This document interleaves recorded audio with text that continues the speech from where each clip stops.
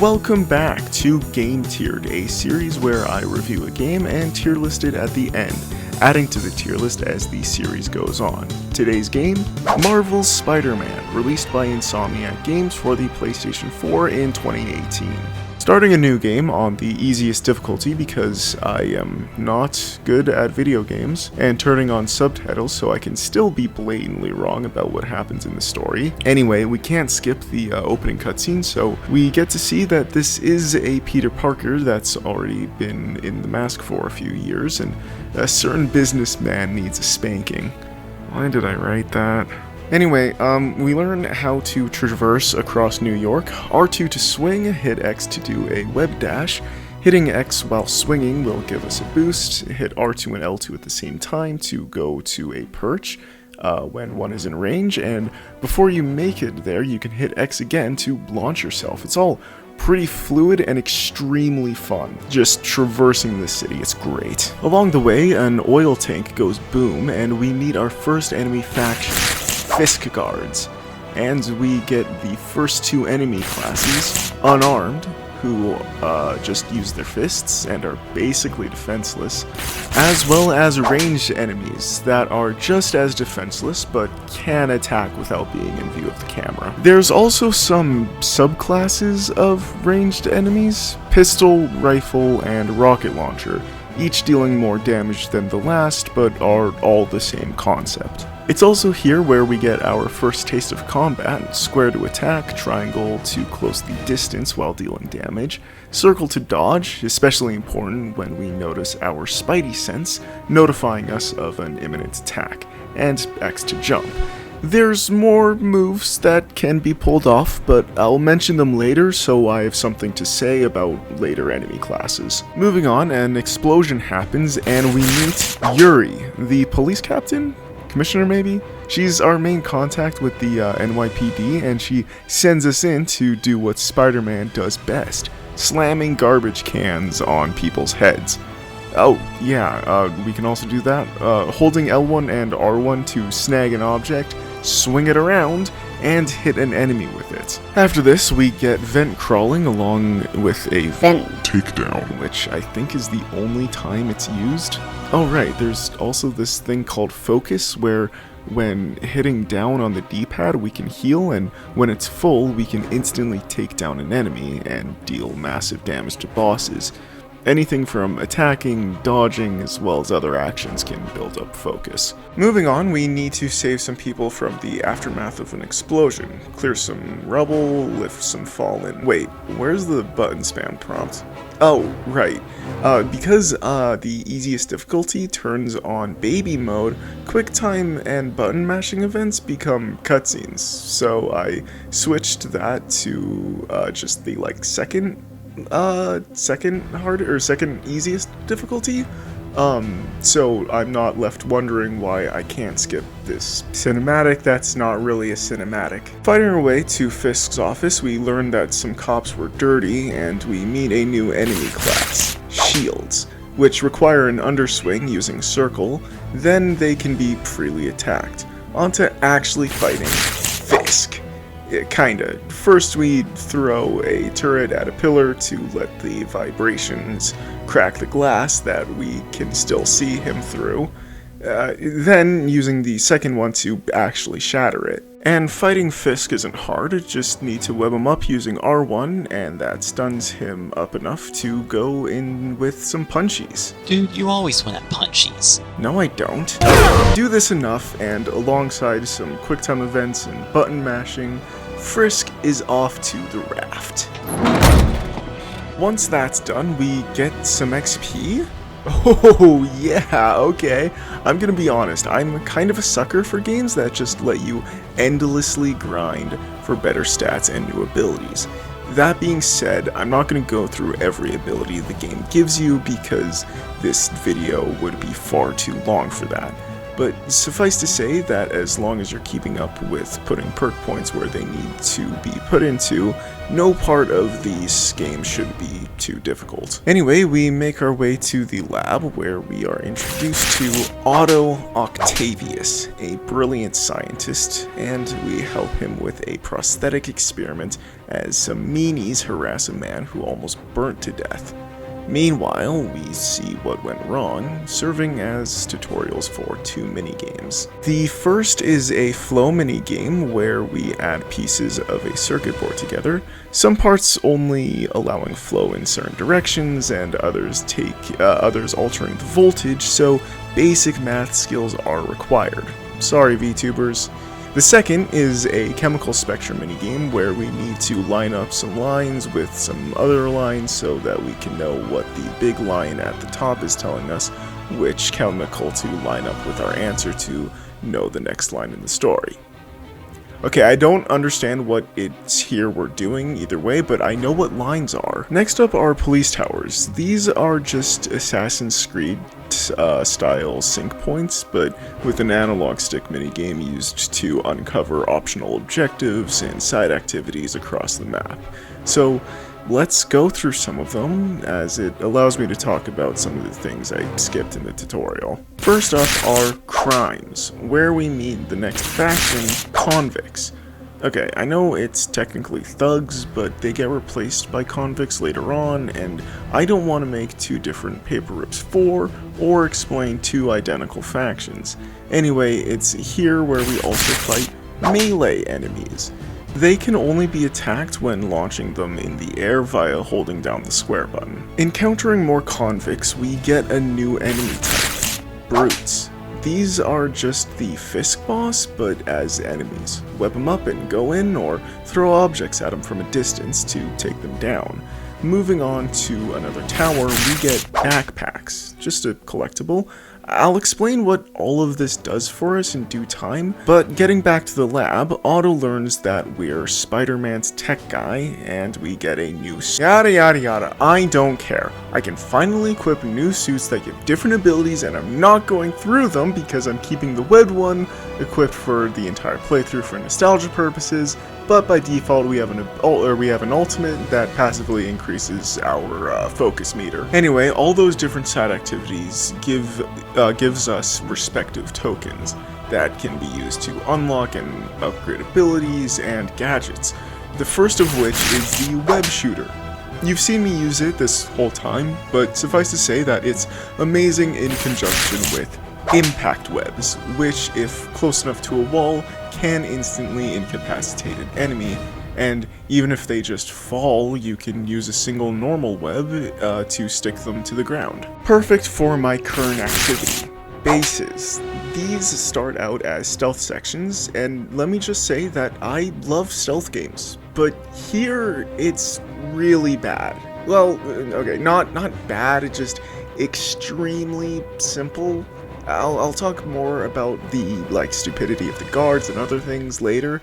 Anyway, the first wave can be done stealthily, but when you're down to 2-ish guards left, you're instantly seen and are forced to fight the rest of the waves, which sucks. Another thing I should mention is that crime, bases, and probably some other side activities have bonus objectives that can be completed for extra tokens.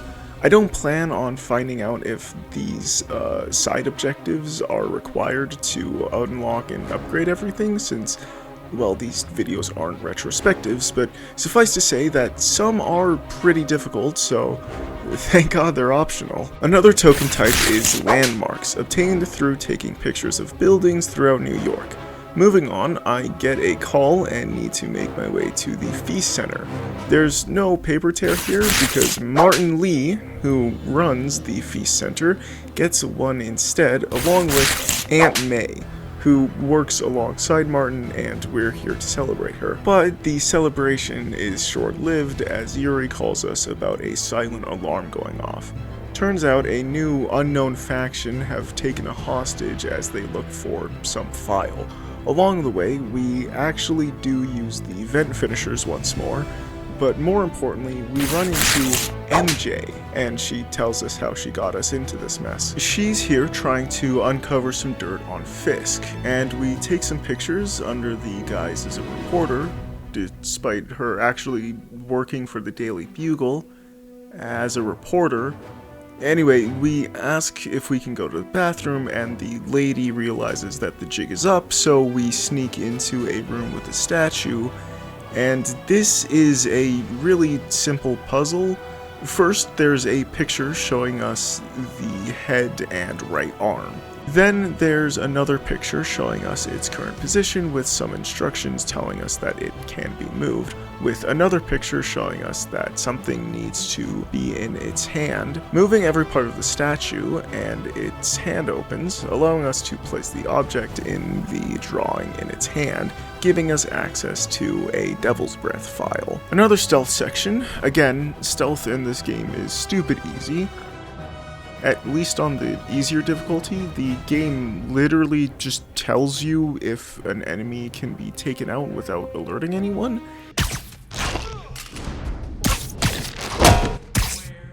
Anyway, we actually get to fight these enemies. There's no new classes, though melee enemies can now use a shockwave effect, and they also use commas. Also, yes, I refuse to make a paper tear for these guys, since they're just this faction's version of melee melee enemies, and not really a new enemy class. Also, no, I'm not making a paper tear for these guys just yet, because we don't actually know the name for them. Once all these enemies are dealt with, we get food with MJ, and she mentions about not making things all about work.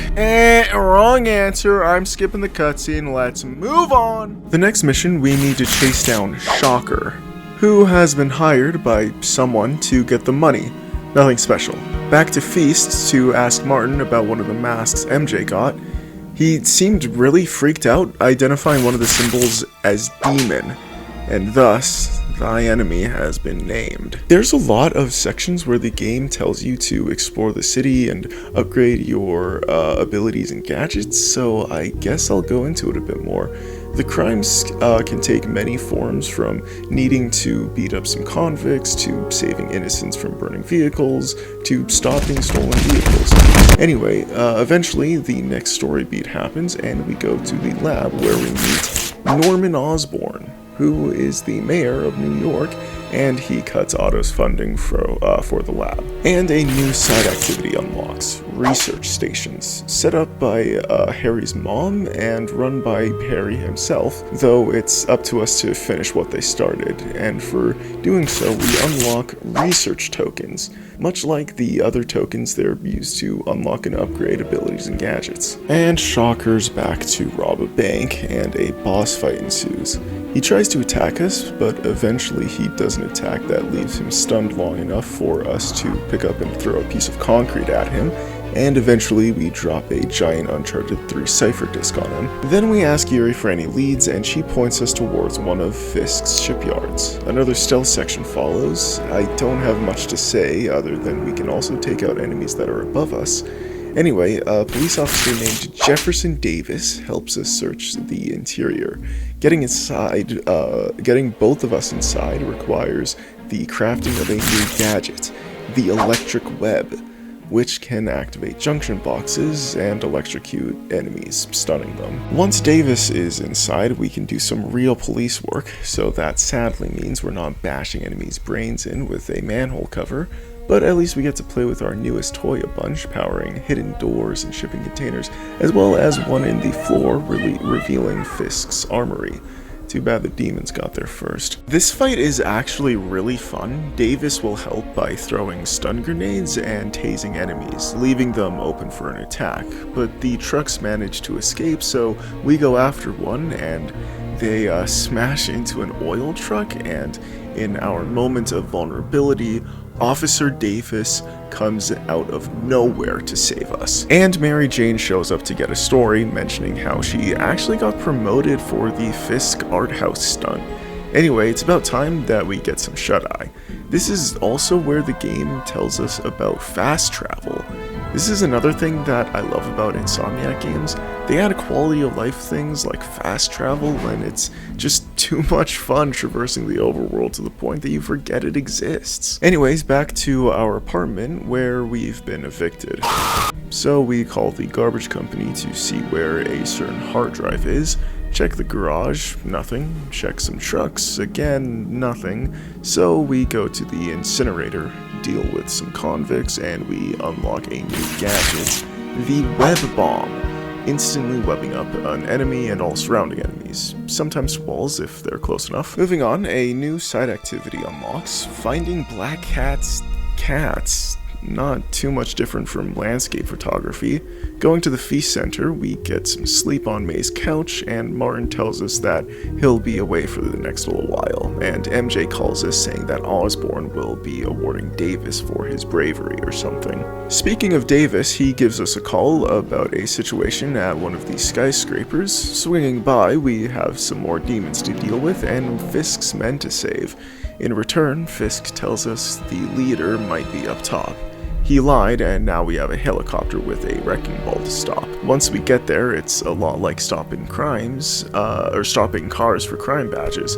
Only instead of getting enemies out of the vehicle, we destroy the engine and meet a new character, Miles Morales. Then we make it to Davis's ceremony, and Insomniac punishes me for skipping cutscenes, so we have to save Miles' mom and look for his dad. And after another stealth section with nothing special, we find his dad. Hey, I never said we'd find him alive, but regardless, it's revealed that Martin Lee is in fact behind this bombing. Anyway, a funeral happens, and we go to some shipping lots to find dirt on Martin. More botched stealth, more fighting, and we find some incriminating evidence against Lee, along with some gear that we can make into a new gadget. Heading to another lot, we unlock trip mines, allowing us to set traps along walls. Anyway, more stealth, more fighting enemies, and a new enemy class, whiplashes. I don't think the game gives them a proper name, and if they do, I don't know it. But the way you fight these guys is either by throwing objects or perfect dodges, causing us to shoot a web at their face, stunning them. Then a new enemy faction reveals themselves, Sable, with their leader meeting us directly, Silver Sablinova, a lovely lady who doesn't like us very much and is also a private military for Osborn, which also isn't great for us. But all this means is that we need direct evidence for Martin's involvement in all of this. To the Feast Center, where we find a letter confessing to May about his crimes. Here's a screenshot if you want to read it, but we also find a key and a puzzle that gives us access to a secret room. A recording of Lee talking about his father, a pretty eerie picture of his parents, and the Devil's Breath folder that we need. Stepping off, a failsafe triggers, and we need to use electrical webs to deactivate it. Leaving the room, we get in a staring contest with Lee, and we get a sentimental moment with Otto, and I went to grind up some of my abilities and gadgets. It's really fun just swinging, then taking photos mid-swing. It's too bad the next mission doesn't let me take advantage of any of my newly gained abilities. Boo-hoo, MJ breaks into Tombstone's garage. The reason I'm not giving him a paper tear is because he's really only important for a side quest I've never done. I think, anyway. I don't know. We'll see about his side quest once I've talked about the story. Regardless, with all MJ missions, they're stealth missions, but here we get to distract guards by knocking over toolboxes. Pretty simple. Again, the stealth in this game sucks. Well, again, it's not bad, it's just extremely basic. Anyway, Peter gives MJ some distractors. They distract enemies for those in the back. The next mission is more fighting, more stealth, and talking to a man who handled records regarding Devil's Breath. Don't care. Oh my god, I should have cared. Oh my god, this game sometimes. Oh my god.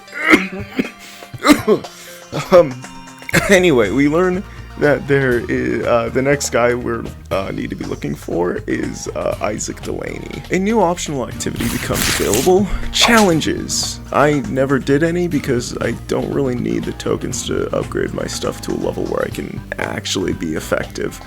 Moving on to Halloween. Here we need to actually find Delaney. They're in a Nemesis costume. It's not Mysterio and it ain't Vulture, but Vulture does show us where the dock is. And the demons get to him first, of course. So we fall. Oh, okay, Rhino, nice try. Maybe next time, buddy. Anyway, we fight through some enemies and come face to face with Mr. Negative. And he makes Dr. Delaney make a mess of himself, but not before leaking who the lead director on Devil's Breath was. To contact the devil, repeat these words. Dr. Morgan Michaels. To Oscorp, where we get a pretty fun stealth mission. We need to make our way up the Oscorp tower and scan junction boxes, I think. What I like about it is that you can run and jump and dodge sightlines in pretty fun ways. Anyway, we learn who Morgan Michaels is, and Devil's Breath is actually meant as a treatment for genetic disorders, not as a bioweapon. Then another MJ mission where we sneak into a Sable base to learn where Morgan is. And we get to use distractors. You're a bad person. My only complaint is that it can't be used to distract more than one enemy at once, even when multiple enemies are in range. Anyway, Spider-Man misreads the situation and knocks out our informant, and we get the one time an enemy actually looks up. And Otto calls us into the lab where he shows us some upgraded arms and explains that he has a degenerative neurological disorder, explaining that only his body is affected, not his mind, so our loyalty to him won't be either. Swinging through the city, we find a kid getting beat up and fighting back, so we fight like 7 dudes who can't manage to rob a teenager, and as thanks, Miles punches us. Playing as Miles is pretty different from MJ, kind of. He has access to a hacking app that lets us cause malfunctions in Sable Tech. An international military force can be invaded by a teenager with a cell phone app. What kind of Watch Dogs mechanic is this? 2 skipped cutscenes later, and we need to protect Devil's Breath. Thanks, Sable. Now, it's my job to stop missiles in Manhattan. Just a lot of fighting enemies, then Mr. Negative takes us into his mind, I think, and we have a bit of a boss fight. It's pretty easy, just throw the missiles he launches back at him, and he goes down. Anyway, we get out of his mind, and Negative gets Devil's Breath. Good trade. Wait, what? Oh, not good trade. So Negative's plan seems to be to bring Osborn to Grand Central Station and make him release Devil's Breath himself, and so MJ is taken hostage, so we need to sneak over to a tablet to disable the sentries. Done. Then we sneak around and take up the demons as Spider-Man. All done. And now we get to fight Mr. Negative in a train. It's a lot of dodging while waiting for an opening, then a lot of jumping while waiting for an opening, then a lot of both while we wait for an opening. But we beat him and get a Spider-Man 2 reference, and I destroy a destroyed road. Afterwards, Otto calls us and shows us his new arms, but there's a lot of problems, so we take some time to fix them. But it's still not good enough because, God forbid, Spider-Man manages to stop a problem before it's unleashed. Speaking of problems being unleashed, we're off to Rikers to deal with some actual convicts, and I get a clip of me using a takedown on a brute, but now the raft is unleashed, meaning the supervillains are loose. The first villain to greet us is Electro. Good old Mr. Shock Therapy, as chat like to refer to him as. Anyway, he releases some convicts, and as we fight our way through, we meet Rhino, something of a exploding bulldozer, as well as Scorpion. He doesn't know his manners as he interrupts our work call with Yuri. Fighting through more convicts, we finally get to chase Electro directly, and good God, this was difficult for some reason. I failed like 3 or 4 times. I don't know why it was so hard to keep track of him. Anyway, we catch up with Shock Therapy, where Vulture shows up and he's as useless as ever. And we get a pretty sick cutscene where Spider-Man takes on a 1v5, and of course he doesn't clutch it. What a waste. Anyway, Peter's sins finally catch up with him as Dr. Octopus makes his existence and danger known, as he gives us his first and final warning. Thank God Yuri finds us, and of course she wants us to help the police's payment, so we go to deal with Electro first.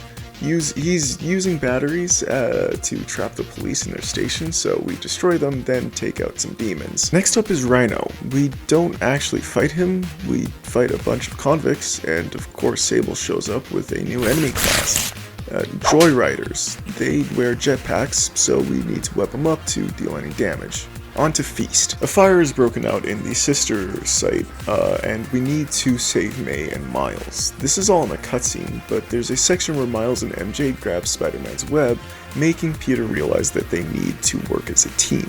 Then I skipped the cutscene because I got the clips I needed. Next up is tracking Doc Ock. So we track a Devil's Breath trace and find a base of operation where he leaves messages to each of the Sinister Six, minus Doc Ock of course. Helping Mr. Negative make Osborn pay, breaking Rhino out of his suit, turning Electro into pure energy, and paying Scorpion's gambling debts, as well as expunging his criminal record and curing Vulture's spinal cancer. After a quick light puzzle, a bomb goes off and we need to fight Vulture and Electro.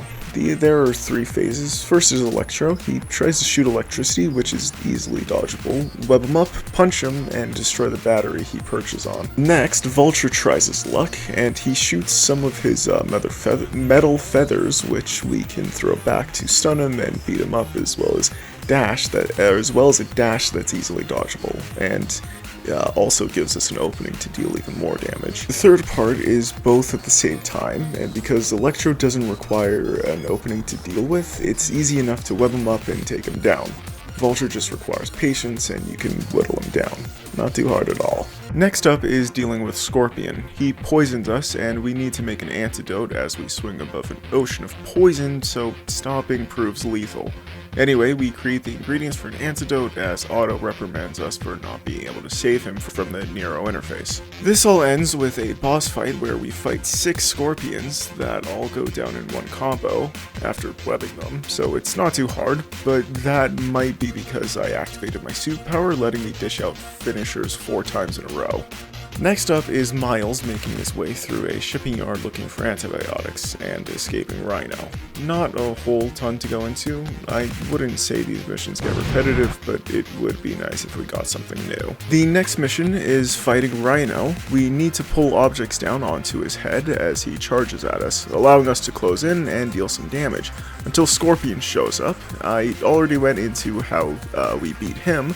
So the challenge here is that Spider-Man's enemies actually work and fight together while telling each other to get out of each other's way, so naturally I beat them both. Next up is another MJ mission, but at least we can get a new mechanic, a taser, used to knock out Sable agents, and we get up to Norman's apartment to find a location for the Devil's Breath anti-serum, and we find a hidden room that's locked by a pin pad. Searching around, we find Harry's room, learning that he's sick and the pin required to access the hidden room, right as Norman and Sable return. And I want to go over this section because God, I don't even know where to start. There's 2 guards here, and on every previous playthrough, I was able to take out both in a pretty blatant way. Here's probably the most blatant way that I've done this. Who's there? Control. The problem with this is that the guards were just super hyper-vigilant or something, so much so that I checked the difficulty of the game, and in a lot of ways I feel like the game was bugging out, especially considering that this was the first time I had this much trouble with it. But regardless, we get into the secret room, find where the anti-serum is, and jump off a building for Spider-Man to save us. Off to help Norman. Time to take out some demons stealthily, and even take someone down by hitting them with air molecules. Wicked! And then, of course, Sable shows up to ruin the fun, but at least Silver herself decides not to kill me. Let's stop Lee. And Lee gets the drop on us and sends us back into his mind to understand why he hates Norman. Martin was part of an experiment that killed his parents, and Lee blames Osborn for making him into the thing that did that. But we stop Lee from killing Norman just in time, and we say a few things that seem to actually get through to him. It's kind of a nice change of pace for Spider-Man villains to stop and think for even a second, but It's not good enough and a boss fight ensues. This time, instead of launching missiles, it's actually a lot like the Shocker fight. Just gotta wait for an opening while we constantly dodge. And we actually get through to Lee at the end, but Doc Ock shows up and spoils the fun, and he gets the anti-serum, takes Norman, all while breaking Spider-Man and putting him in a feast bed. And Mary Jane gives us some advice to get some help from Peter. Peter knew how Doc Ock's arms worked. He helped build them, so he's gonna make a new suit to destroy them. It also always bugged me that this scene uses the default suit instead of whatever suit the player is actually wearing, but whatever. It's time to fight Dr. Octavius. Much like a lot of other bosses, we need to web him up and go in with some punchies. You already know how this goes down. I've even learned some advanced tactics. The next phase, Doc lights the floor on electricity, and we need to swing some pylon debris back at Ock. Another phase of webbing and throwing debris, and we try to remove the neural interface, but he gets a lucky strike and learns that we're Peter Parker. So we destroy one of his arms as revenge. God, this boss fight is so cool. The next and final phase is punching Doc directly as we scale down a building, and rather stylishly, I will say. God, I wish Otto was here to see me fight New York's villains. Wait, what? No! Oh no! Otto was Doc Ock? Really? What's next? Spider-Man is Peter Parker. What? Okay, well, we got the anti-serum and Otto is off to the raft. And the final cutscene plays. May dies from her sickness as Peter sacrifices her so that more can get cured. Otto is thrown in prison and puts on his angry face. And Peter and Mary Jane get their cutscene skipped, and we finally get the credits. And much like all Marvel movies, we get some post-credit scene. Miles shows us that he's also Spider-Man. Norman shows us that Harry has some kind of venom. And we unlock a new game plus. What? Oh, and we unlock New Game Plus, allowing us to restart the story with all of our gadgets and abilities we've unlocked before, along with a new Ultimate difficulty. Before we move on, I want to talk about the pacing. A lot of the early game is extremely slow. I feel like the game doesn't really get good until the warehouse mission with Miles' dad. Before this, it's really slow and really bad. If we could have started the game with Peter helping at Feast and introduced Martin and May there instead of his apartment, then have the Fisk takedown happen, we could have gotten a cool Spider-Man taking off his clothes to reveal the Spidey suit underneath while running, then swinging to Fisk Tower. After this, have Peter work with Doc and repair his suits, then he gets a call from Yuri alerting him to the art break-in, and we have that mission. Then we show the mask to Lee, and then we have the warehouse job with Davis. I'm also not a huge fan of the game having main missions that only serve as intros to side activities. I think the best way that this can be done, though, is through Harry's research station after having a run-in with Norman. With police towers, maybe have that as part of making it to the lab, because Peter can't find his way otherwise, and then notices that he can monitor crimes and other things as well. And then leaving the lab, we unlock research stations. The point I'm trying to make is that story beats intertwined with side content is probably the best way of doing things, instead of an entire story mission being dedicated to only Black Cat or only Taskmaster and challenges. Anyway, past the warehouse mission, like I said, I'd probably keep everything the same. My main complaint is with the early game pacing. Scrap the shocker levels, rearrange Feast, the lab, the token activities, and map tower sections, and it would be perfect, but as it stands, it's pretty bad, as are the early MJ and Miles missions. Moving on, let's do some side quests and see how that goes. Remember when I mentioned Tombstone? Yeah, let's start there. The first mission starts off with a wiring mini-game, and we track down a truck, fight off some bikers. Basically, Tombstone's thugs. Anyway, we learn that they're transporting empty barrels.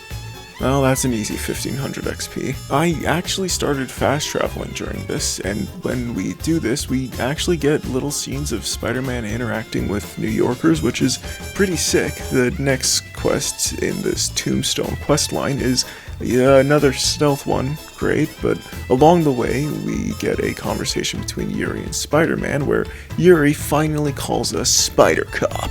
Anyway, on to the actual quest. Like I said, this starts off with some stealth, nothing special. Anyway, we learned that Tombstone is moving Diox 3, the chemical that made Tombstone invulnerable, and we get a great demonstration of this through a new class that I'm calling Stoners, because they're doing a drug that turns their skin into stone. Yeah, I'm a fucking comedian. These guys need to be webbed up to the ground or a wall as they can't take conventional damage, though a finisher will work. And we make an antidote so that we might have a chance at taking down Tombstone. I'll have to find him. Another phase 3 boss fight. Web him up, punchy time, and then his minions join the fight, and we need to take them out before we try to apply the antidote with the finisher, which the game doesn't tell us that's how we apply it, so I was stuck there endlessly dodging for a bit. But we hit him with a dose, and he gains a fire whip to hit us with.